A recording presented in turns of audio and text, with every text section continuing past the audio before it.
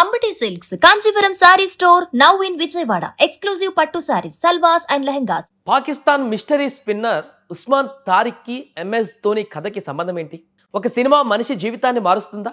కేవలం 3 గంటల వినోదం ఒక సామాన్యుడిని స్టార్ క్రికెటర్గా మారుస్తుందా? అవును, మారుస్తుంది అని నిరూపించాడు పాకిస్తాన్ మిస్టరీ స్పిన్నర్ ఉస్మాన్ తారిక్.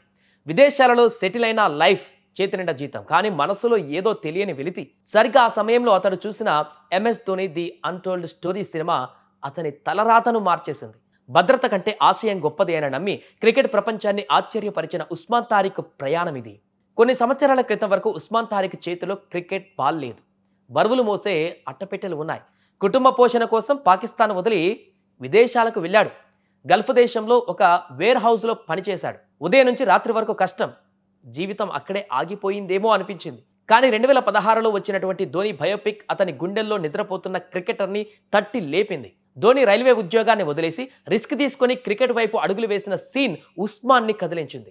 నేను ఇక్కడ ఏం చేస్తున్నాను? నా కలలు అక్కడ గ్రౌండ్లో ఉంటే నేను ఇక్కడ 4 గోడల మధ్య బందీగా ఉన్నానా అని ప్రశ్నించుకున్నాను తనకు తాను. ఆ ఒక్క ఉద్యోగాన్ని, భవిష్యత్తు భద్రతని వదిలేసి కేవలం నమ్మకంతో పాకిస్తాన్ ఫ్లైట్ ఎక్కాడు మళ్ళీ. ఇక తిరిగి వచ్చాక దారి సులువుగా లేదు. వయసు పెరిగిపోతుంది, పోటీ తీవ్రంగా ఉంది.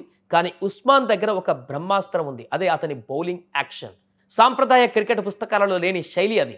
బౌలింగ్ వేసే ముందు ఒక చిన్నపాటి పాస్, చేతి కదలికలలో ఒక మ్యాజిక్. బ్యాట్స్మెన్ అతను బంతిని ఎప్పుడు వదులుతాడో అంచనా వేయలేరు. ప్రారంభంలో టేప్ బాల్ క్రికెట్ ఆడాడు. అక్కడ అతని బౌలింగ్ వీడియోలు ఎవరో రికార్డ్ చేసి సోషల్ మీడియాలో పెట్టారు. రాత్రికి రాత్రి ఆ వీడియోలు వైరల్ అయిపోయాయి. నెటిజన్లు ఆశ్చర్యపోయారు. ఈ వైరల్ సెన్సేషన్ పాకిస్తాన్ సెలెక్టర్ల కంట్లో పడ్డాడు. ఏ కోచింగ్ సెంటర్ల సిఫారసు లేకుండా కేవలం టాలెంట్, సోషల్ మీడియా పవర్ అతన్ని Quetta gladiators, Pakistan super league అక్కడ జరుగుతుంది, అందులో ఒక టీంలోకి చేర్చుకుంది. ఇక అక్కడి నుంచి పాక్ జట్లోకి వచ్చే వరకు అతని ప్రయాణం సాగింది. ఈరోజు టీంలో మిస్టరీ బౌలర్ టాప్ ప్లేస్లో కొనసాగుతున్నాడు ఈ ఉస్మాన్.